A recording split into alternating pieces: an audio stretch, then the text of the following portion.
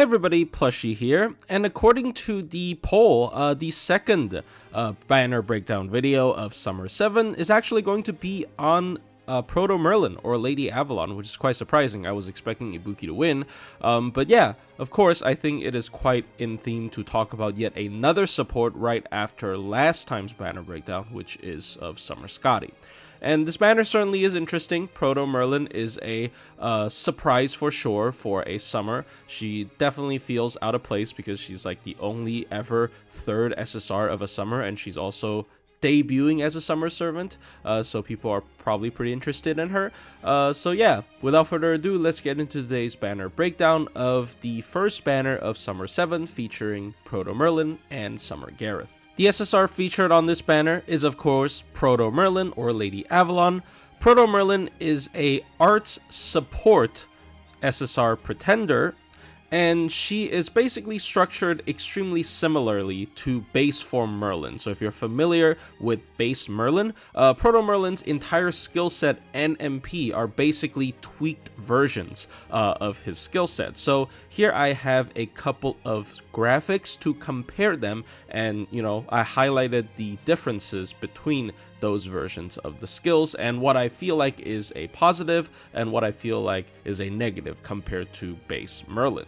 So before we even take a look at any of the skills, personally, I do believe that Proto Merlin is just going to be better than base Merlin because she is an arts buffer rather than a buster buffer. Right now, many teams that are running Merlin and Castoria either are running arts DPSs or buster DPSs, and arts DPSs actually prevail a lot of the time because having the ability to chain arts chains with your MP and having some degree of base amount of refund is just generally a better choice for this kind of slow team. And now with Proto Merlin's existence, you can simply replace your base Merlin with Proto Merlin, and then instead of having a mismatched buster buff on base Merlin, Proto Merlin can actually completely align with your DPS with her ability to buff by another 50% arts up, which is when we'll get into the first skill. Proto Merlin's first skill is essentially just arts version of hero creation. Everything else remains the same, and obviously the crit aspect feels a little bit weaker on Proto Merlin because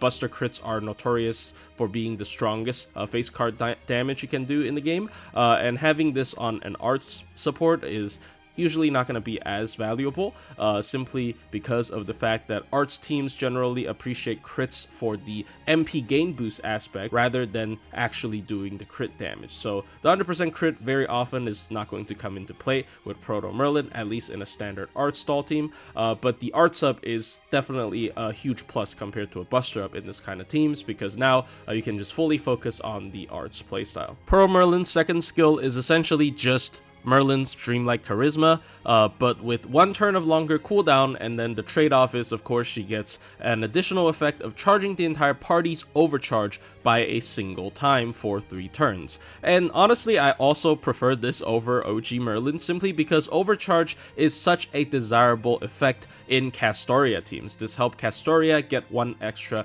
layer of solemn defense, so combos very well, and of course this also applies to herself, and spoilers alert, even down to the MP, the overcharge skills the same thing, which is the star per turn, which arts teams notoriously have trouble generating, so having one extra overcharge layer on Proto Merlin is also very nice. Like, people sometimes bring Merlin with Demonic Bodhisattva, which is the Kiara CE that boosts overcharge by 2 stages for a single time on base Merlin, just for that extra bit of star generation, and Proto Merlin just has this on a skill, even though it's only one extra layer of overcharge. It's still very nice to be able to use this over and over again. And then, of course, if your DPS also has a very valuable overcharge effect, such as an anti-trait that scales with overcharge, this is just going to be a very much more valuable version of Merlin's Charisma.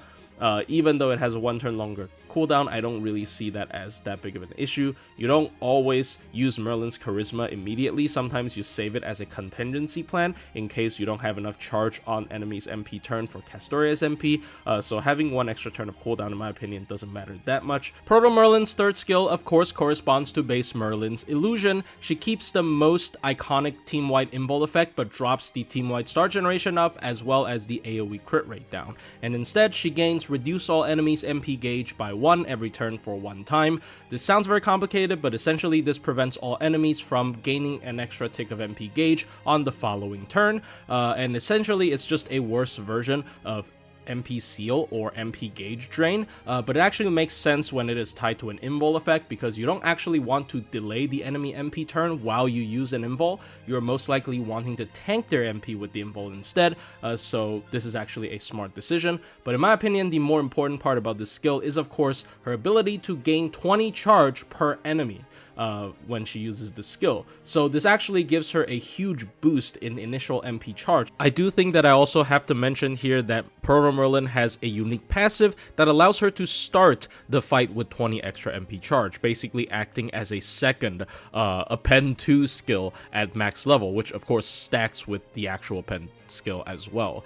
So Proto Merlin has the ability to instantly pop off with an MP very easily, basically guaranteed even if you're up against just one enemy without any help from a starting charge CE. This when you're using base Merlin, you're usually choosing something like K-Scope in order to force him to use his MP immediately, or you'll have to, you know, kind of have a slow couple of first turns if you want like more greedy CE like 2030 or Prisma Cosmos. With Proto Merlin, there's no such issue, and especially for a servant like Merlin, where majority of their playstyle is trying to snowball, because every time you use their MP, their next MP comes easier. So the more you MP, the more you MP. So that's usually how you want to play with Merlin. Having this strong initiative is very powerful. And finally, in terms of the cooldown, it is 1 turn longer at an 8-turn cooldown. It's really long, but I do feel like in a Castoria team specifically, you don't really need this illusion to be on a short cooldown. Like usually this is just a contingency plan,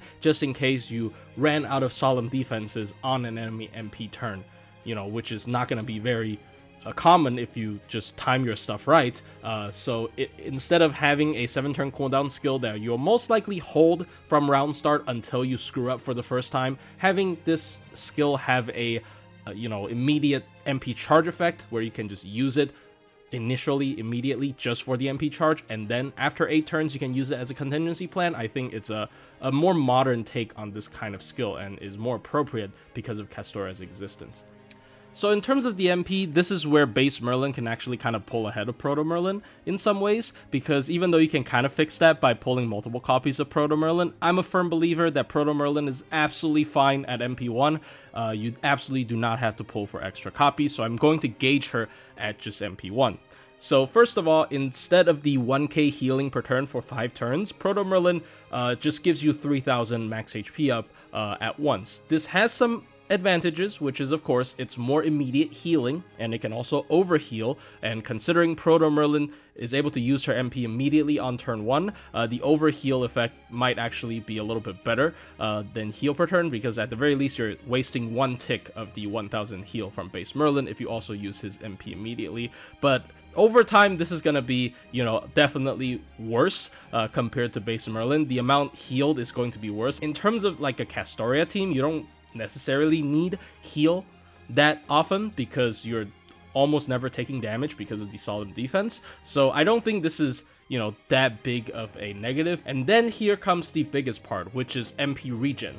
Base Merlin's MP regen cannot scale with MP level, while Proto Merlin's can, but at MP1, it's essentially just a straight downgrade, because it only lasts for 3 turns as opposed to base Merlin's 5 turns. And this might look like a really big deal, but at least from my personal experience, a lot of times you're overkilling with MP charge on someone like Proto Merlin already.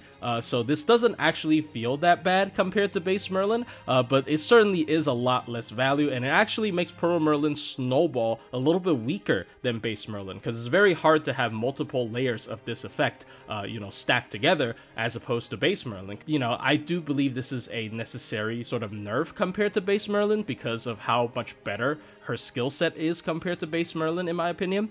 But yeah, you can obviously pull for higher MP levels, and then, you know, by the time you reach MP3, she's just going to be providing even more total amount of MP charge at a faster pace, but obviously we're not considering that. And then finally, of course, the overcharge effect for the stars is exactly the same, but we do have to consider that Proto Merlin gets overcharged a little bit easier than base Merlin because of that skill 1, so very often she's going to be getting that 10 stars per turn immediately, as opposed to base Merlin's 5 stars per turn. So after going through Proto Merlin's entire kit, essentially, the summary is just she's essentially going to be better Merlin, because other than supporting a Buster unit and, you know, being a burst crit, like one-turn burst crit support, Proto Merlin's going to be better than base Merlin in almost every way, right? Because arts DPSs just naturally fit better in the Castoria system. In fact, in my opinion, the most like safe, tried and true challenge quest team right now is Proto Merlin, Arts DPS, Castoria, and you backline another Castoria maybe, right? So this team just can beat everything in the game relatively easily as well. You don't have to resort to something like Solemn Defense spam and take a bunch of your time just to beat one boss.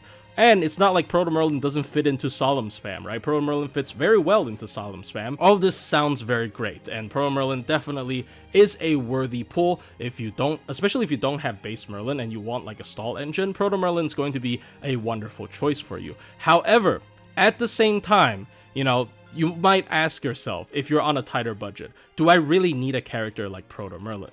Right? Because Proto Merlin, unfortunately, doesn't have that much of a presence in farming, at least from my personal experience. Like, I have Bond 15 Castoria. Proto Merlin sounds like the perfect choice to sub in for farming, but very often, I actually just use another card type, or sometimes I even use characters like Shufu because her battery number is 30, and she has a gain boost, so she actually fits in a little bit more comfortably for this kind of looping stuff, right? As you start moving into multi-core with all the 90++s, Proto Merlin just doesn't have a lot of presence in farming in general, at least from my personal experience, so she's going to be a pure CQ unit.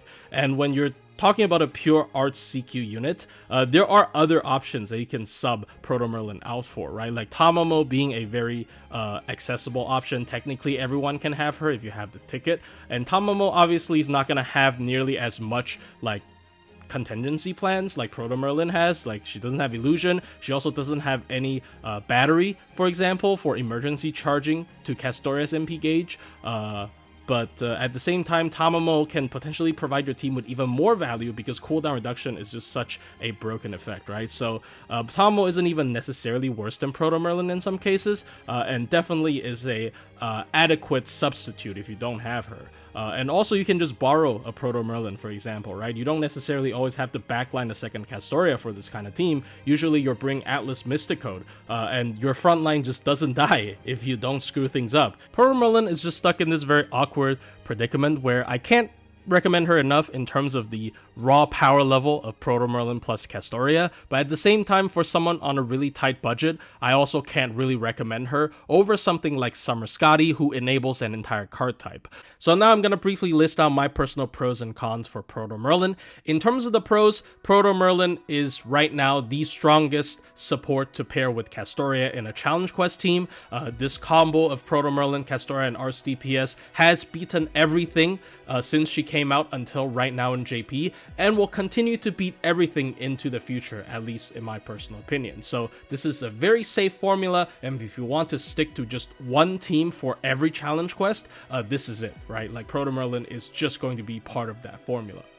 Proto Merlin also is in many ways just a straight upgraded version of base Merlin, because she solves a lot of problems that base Merlin had, namely the lack of immediacy for triggering his own MP, as well as having synergy with Castoria. So if you don't have Merlin and you also don't care about the Buster Crit aspect of Merlin, you think Koyan Light is enough, then you can just pull for Proto Merlin and ignore Merlin reruns in the future. And then finally, Proto Merlin is just really splashable in any art scenario. Like I said, she's not that good at farming, but technically if you're using a really competent farmer, someone like Summer Ibuki, and you're not against a very rough like enemy number node, you can swap out one of the Castorias for Proto Merlin for more damage and also to save bond on Castoria, because Proto Merlin simply is the second in command in terms of art support. Like right now, there are definitely fierce competition, but if you are talking about who is the second strongest art support in the game, I'm going to tell you Proto Merlin without much thinking.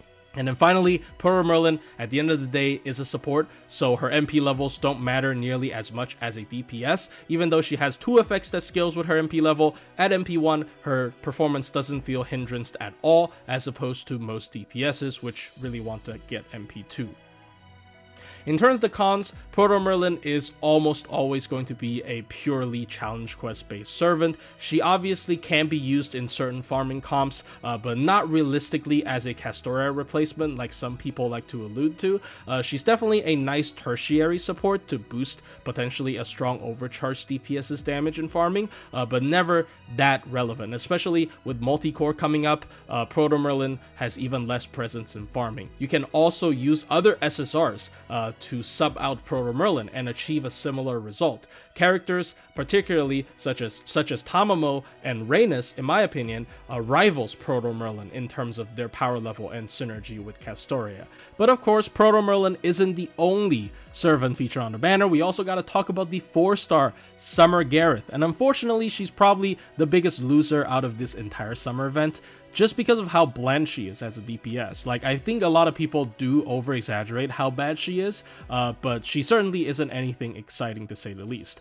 So Summer Gareth is an AoE buster DPS saber that has an abysmally low attack stat, just like Siegfried, and we'll get into her skill set briefly to see why that doesn't help her case at all. So Summer Gareth honestly has a pretty solid skill set, I'd say. She has a total of 50% buster up for 3 turns, so it's a 3-turn mana burst. That's nothing to scoff at. She also has a bit of everything in her skill set. She has a 20 MP battery, even though it's too small for buster looping. She has a Star Bomb on a 5-turn cooldown, which is pretty nice. She also has Arts up to come along with part of that buster up, so she can gain her MP back easier with her 2 Arts cards, and she has Guts for survival, and she has star returns for, even more stars for critting, and she can even set Sunfield for herself for 3 turns, which will benefit her MP.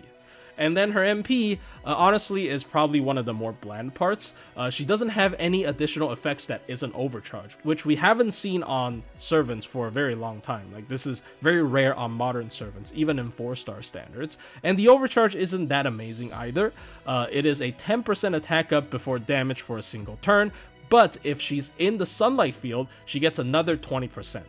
Which honestly is pretty nice. Like 30% attack up before the MP actually launches is a pretty great damage boost for just an AoE MP. And of course, she has the ability to set her own sun field, so you can assume that second effect will proc most of the time.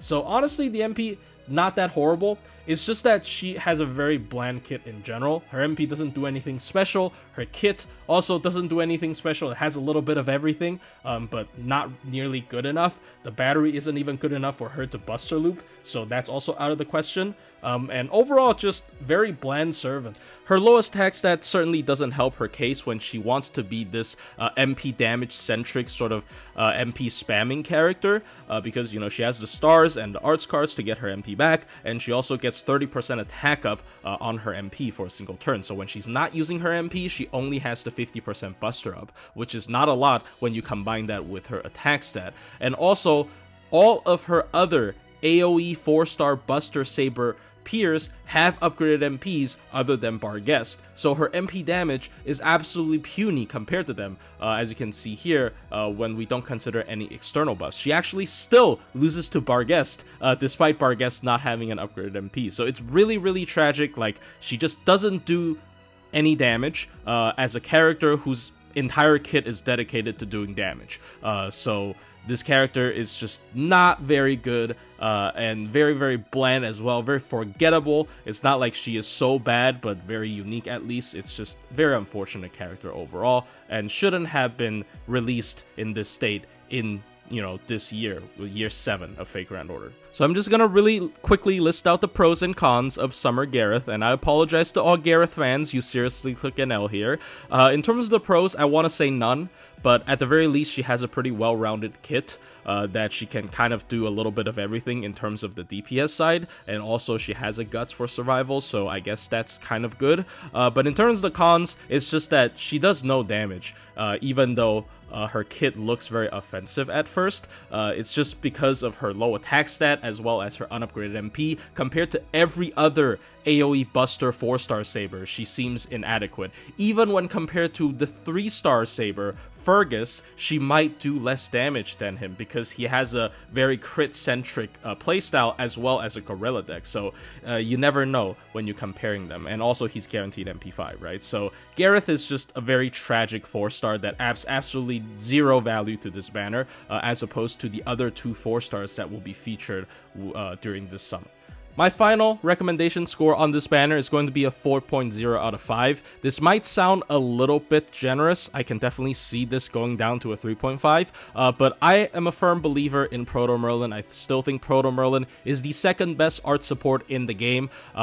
Albeit it's not a must roll, simply because she's not as relevant in farming, and to a lot of people, farming is the main thing that you're doing in this game, and Challenge Quest is secondary. And also with how broken Castoria is, it's not that you really need Proto Merlin in order for you to succeed. You can always use technically suboptimal options like Tamamo or Rhaenys, but Proto Merlin, undeniable, second best art support in the entire game. Also has still some uses in farming if you really want to, depends on the situation, and overall it's just very splashable support that can do everything very well. Like everything you loved about Merlin, Proto Merlin does it better, and then, you know, also fits better with Castoria. And Gareth, very unfortunate, really bad servant.